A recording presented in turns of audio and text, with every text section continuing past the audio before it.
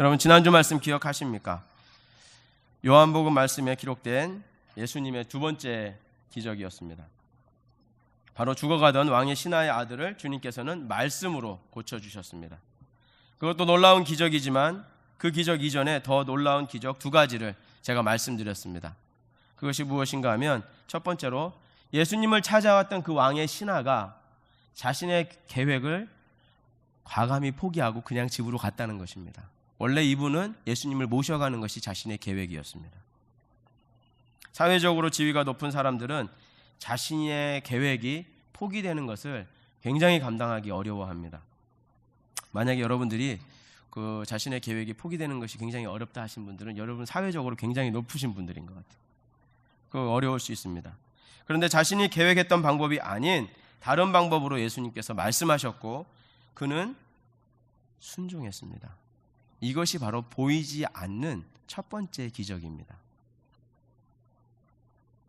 제가 이것을 첫 번째 기적이라고 말씀드린 이유가 무엇이냐면 이 기적이 없이는 보이는 기적은 일어나지 않습니다.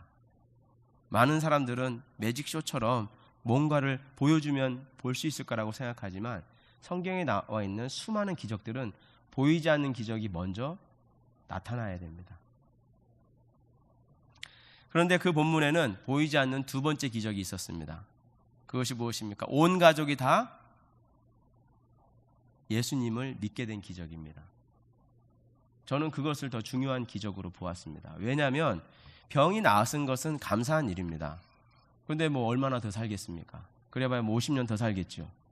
병은 병원에 가서도 고칠 수가 있습니다. 낫는다 하더라도 또 사람은 죽게 되어 있습니다. 그런데 온 가족이 예수님 믿었잖아요. 그럼 이제 영원히 사는 줄로 믿습니다. 그러니까 이것이 제가 볼 때는 가장 큰 기적입니다.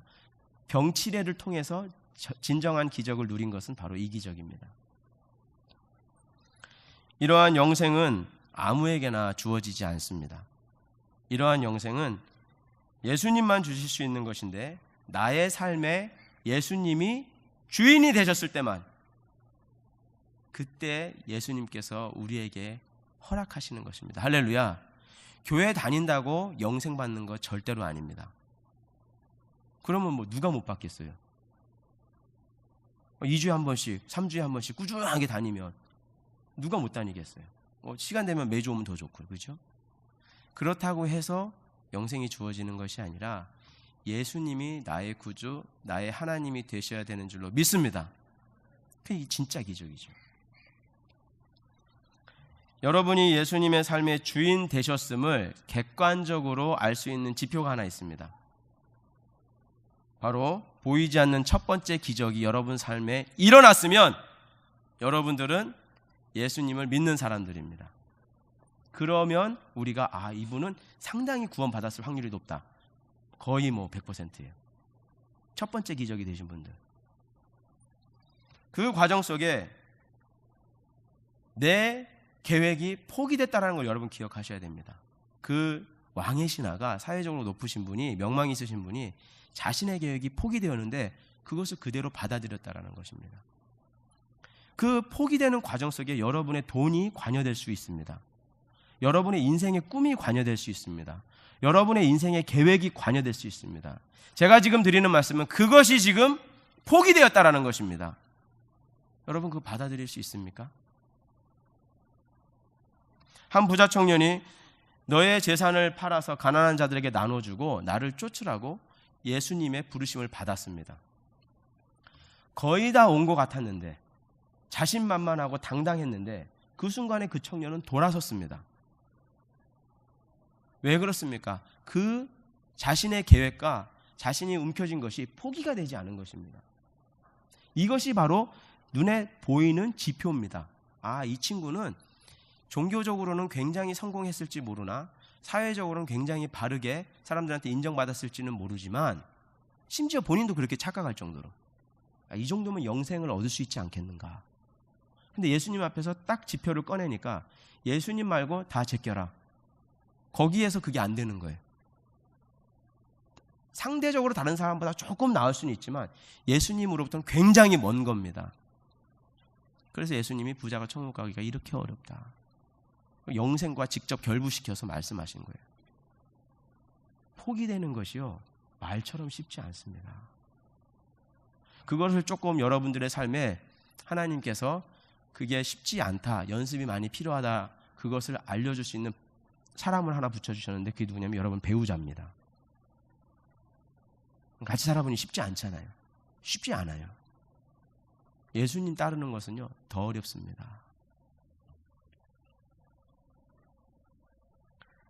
이런 사람에게 예수님께서 주시는 그 기적이 체험되기란 현실적으로 불가능합니다. 그런데 오늘 본문에서는 매우 특별하고 예외적인 방법으로 예수님의 기적을 체험한 한 사람이 나옵니다. 이 부분의 말씀을 오늘 같이 여러분과 나누게 되었는데요, 1절부터 10절까지 말씀 한 절씩 여러분과 제가 교독하도록 하겠습니다. 그 후에 유대인의 명절이 되어 예수께서 예루살렘에 올라가시니라.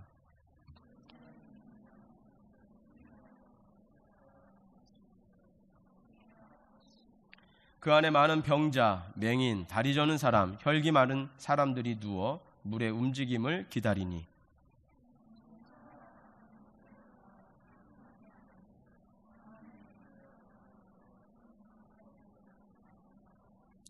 거기 38해 된 병자가 있더라.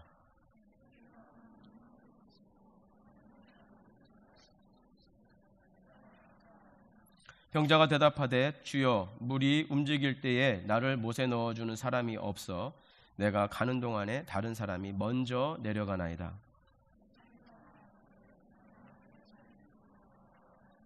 그 사람이 곧 나아서 자리를 들고 걸어가니라.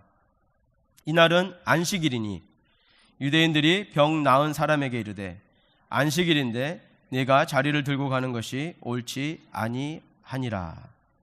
아멘. 본문에서 예수님은 병자의 요청에 대답하는 형식을 취하지 않고 있습니다. 병을 고치기 전에 예수님에 대한 주대심 확인도 건너뛰었습니다.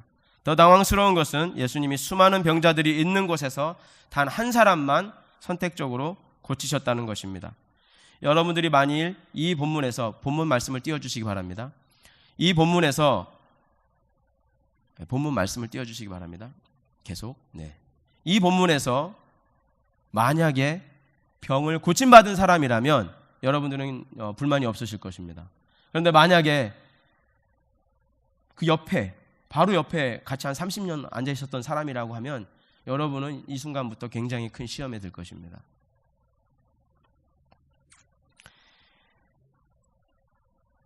본문의 마지막 구절은 이 날이 안식일이었음을 알려줍니다. 안식일에 의료 행위를 하셨고 더구나 그 사람 보고 물건을 들고 걸어가라고 노동을 시켰으니까 이것은 명백하게 안식일을 범한 것입니다. 유대인들은 이제 이 율법을 문제 삼아서 들고 일어났습니다. 하나님의 아들이라고 하는 자가 하나님의 율법을 대놓고 수많은 사람 앞에서 공개적으로 어겼으니 이제 예수님은 굉장히 논쟁적이고 타협이 어려운, 상상하기 어려운 고난을 스스로가 지금 초래한 것입니다. 실제로 유대인들은 이 순간부터 예수님을 죽이기로, 왜냐하면 그것이 율법이 정한 바이거든요. 죽이기로 작정할 정도로 예수님께서 지금 기름을 들고 불 속으로 뛰어드신 것과 같은 겁니다.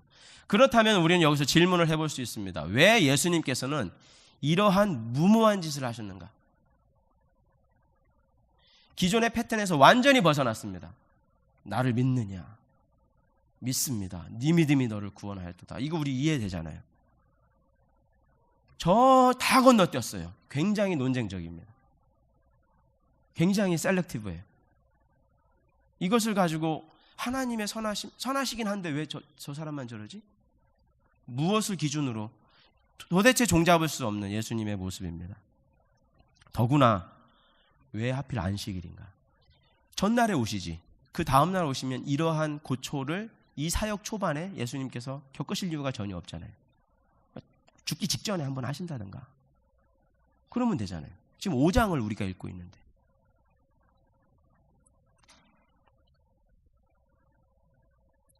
요한복음 5장 16절, 17절, 18절 말씀을 한번 보여주시기 바랍니다. 혹시 준비가 되어 있나요? 네, 감사합니다. 그러므로 안식일에 이러한 일을 행하신다 하여 유대인들이 예수를 핍박하게 된지라.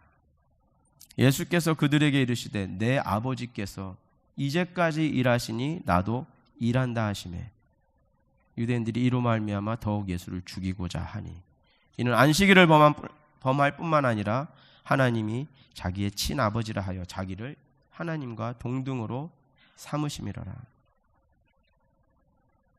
그날이 안식일이든 아니든 예수님에게는 전혀 중요하지가 않습니다. 예수님에게 중요한 일은 딱 한 가지입니다. 17절 말씀 다 같이 읽어보겠습니다. 시작. 예수께서 그들에게 이르시되 내 아버지께서 이제까지 일하시니 할렐루야. 모든 절차를 다 건너뛰거나 무시된 듯한 이 상황은 왜 벌어졌는가? 그날 누가 일하셨다고요? 아버지가 일하신 거예요. 하나님께서 일하신 거예요. 그것 외에 다른 이유를 예수님이 제공하지 않으셨습니다. 그것 위에 예수님의 행동을 다른 방법으로 설명해낼 방법이 없습니다. 이날 아버지가 일하시는데 아들인 내가 무엇을 어찌하랴? 병자는 그럼 누가 고친 겁니까? 하나님이 고친 겁니다. 할렐루야. 정확하게 말하면 예수님의 이 말씀에 의하면 병자는 하나님이 고치신 겁니다. 예수님은 하나님의 일하심을 보고 하나님의 일하심이 그 사람에게 있는 겁니다. 이유는 하나님이 설명하지 않았어요. 예수님도 그 이유는 묻지 않았습니다. 그대로 순종한 것입니다. 이것이 가능했던 그 이유가 무엇입니까? 예수님은 이미 아까 전에 제가 설명드린 첫 번째 기적, 하나님의 주되심을 이미 통과하신 분입니다. 할렐루야. 그분은 어떠한 분이신가? 첫 번째 기적이 통과된 분이에요. 아까 부자 청년 말씀드렸지 않습니까? 돌아섰잖아요. 예수님은 돌아서지 않는 분입니다. 그러니까 하나님의 일하심이 있으니까 거기에 그냥 순종을 한 겁니다. 하나님의 명령이라면 예수님은 그 어떤 이유도 되지 않습니다. 하나님을 아버지라 부르는 순종의 아들, 철저하게 하나님의 뜻에만 반응하고 철저하게 하나님의 뜻에만 움직이는 하나님의 독생자 예수 그리스도, 바로 그분이시기 때문에 그렇습니다. 할렐루야. 돈, 이상, 꿈, 명예, 예수님에게 그런 것들의 모든 합보다 하나님이 주시는 하나님의 명령, 그 하나가 가장 중요했습니다. 17절의 말씀을 보면 병을 고치는 이가 하나님의 일하심의 결과일 뿐 그것이 병이든 다른 일이든 별로 의미가 없다라는 것입니다. 하나님이 하시는 그 일에 예수님은 동참하셨습니다. 하나님께서 예수님을 베데스다로 인도하셨습니다. 예수님은 순종했습니다. 하나님께서 38년 된 병자 옆으로 예수님을 인도하셨습니다. 예수님은 순종하셨습니다. 하나님께서 낫게 하라고 말씀하십니다. 예수님께서 일어나라 말씀하셨습니다. 예수님은 아무런 말씀이 없습니다. 하나님의 주권이 예레미야 18장에는 다음과 같이 기록되어 있습니다. 여호와께로부터 예레미야에게 임한 말씀에 이르시되 너는 일어나 토기장이 집으로 내려가라. 내가 거기에서 내 말을 네게 들려주리라 하시기로 내가 토기장이 집으로 내려가서 본즉 그가 롱로로 일을 하는데 진흙으로 만든 그릇이 토기장이 손에서 터짐에 그가 그것으로 자기의 의견에 좋은 대로 다른 그릇을 만들더라. 그때 여호와의 말씀이 내게 임하니라. 이르시되 여호와의 말씀이니라. 이스라엘 족속아, 이 토기장이가 하는 것 같이 내가 능히 너희에게 행하지 못하겠느냐?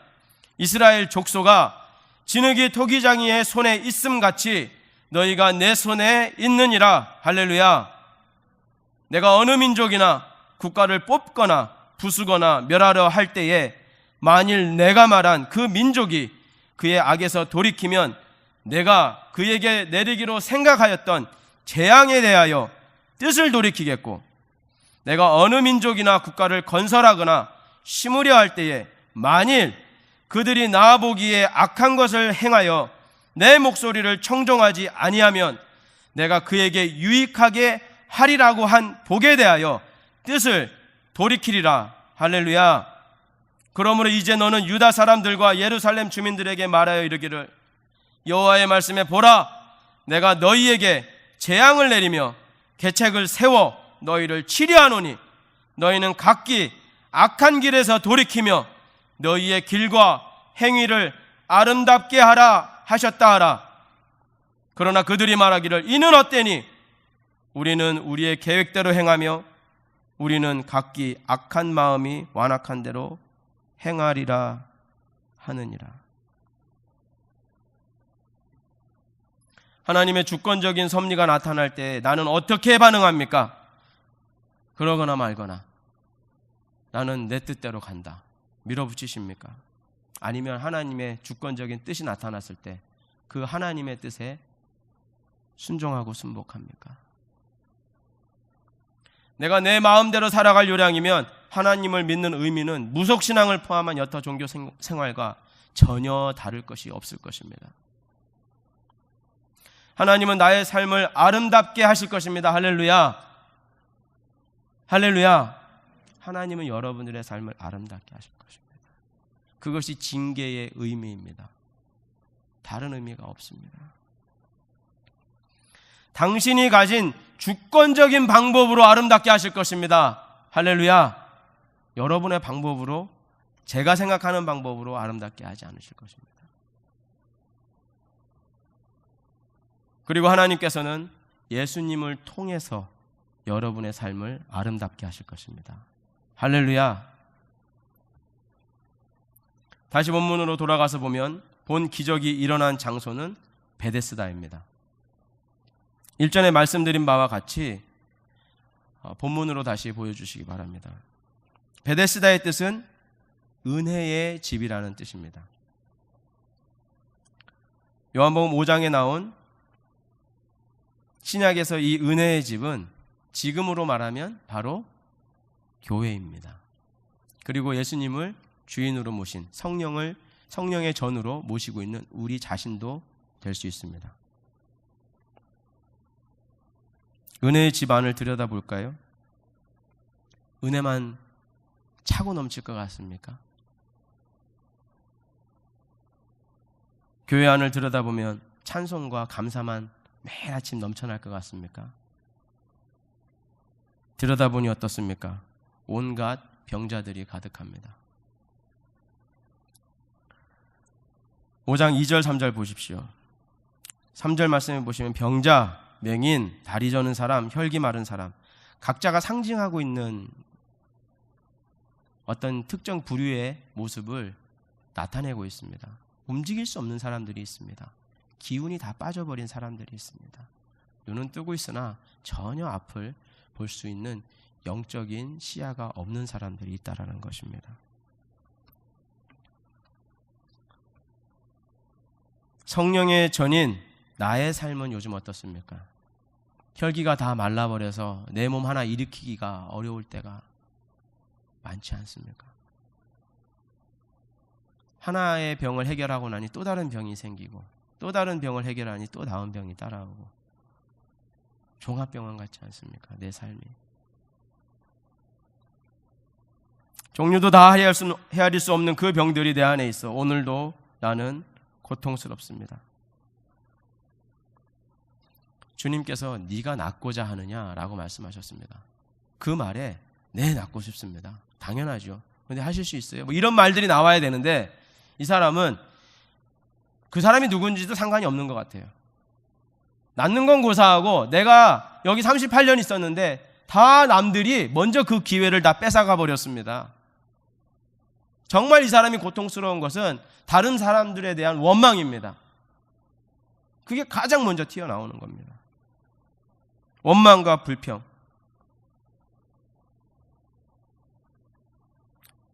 안팎으로 어떤 가능성도 찾아볼 수 없는 바로 그때에 하나님께서는 당신의 아들 예수 그리스도를 내가 있는 그 은혜의 집으로 베데스다로 보내주셨습니다. 그리고 말씀하십니다. 무엇을 어떻게 기도해야 될지 모르는 그때에 주권적으로, 강권적으로 나에게 당신의 말씀이 선포됩니다. 내 평생에 의지했던 그 유일한 매트, 그 자리 더 이상 의지하지 말고 그 자리 들고 걸어가라.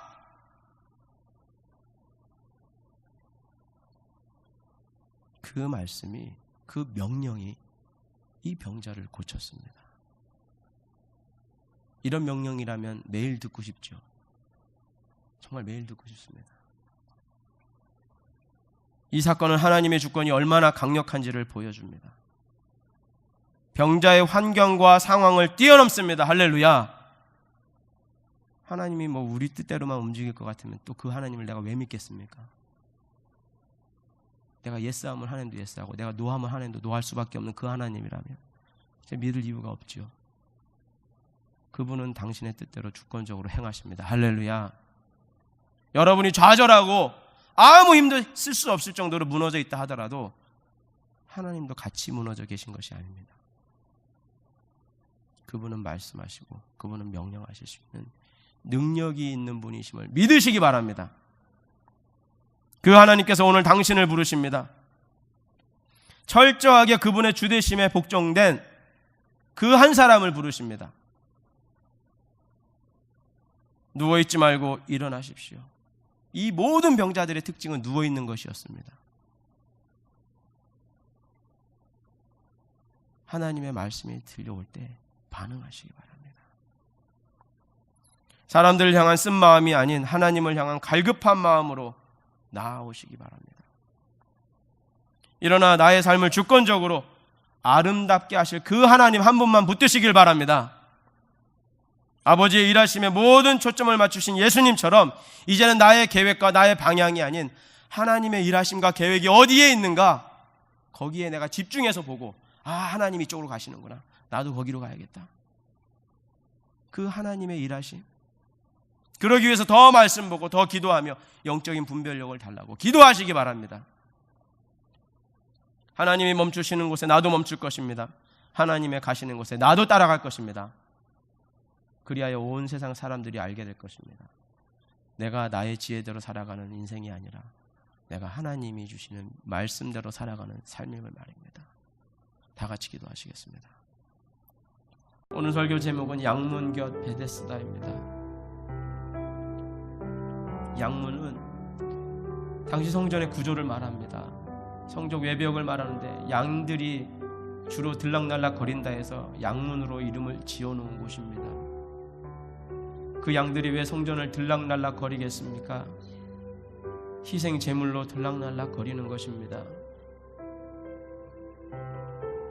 베데스다가 진정한 은혜의 집이 될 수 있는 하나의 이유는 바로 양문 곁에 있었기 때문입니다. 예수님께서 말씀하셨습니다. 나는 양의 문이다. 그분 자신도 어린 양이시지만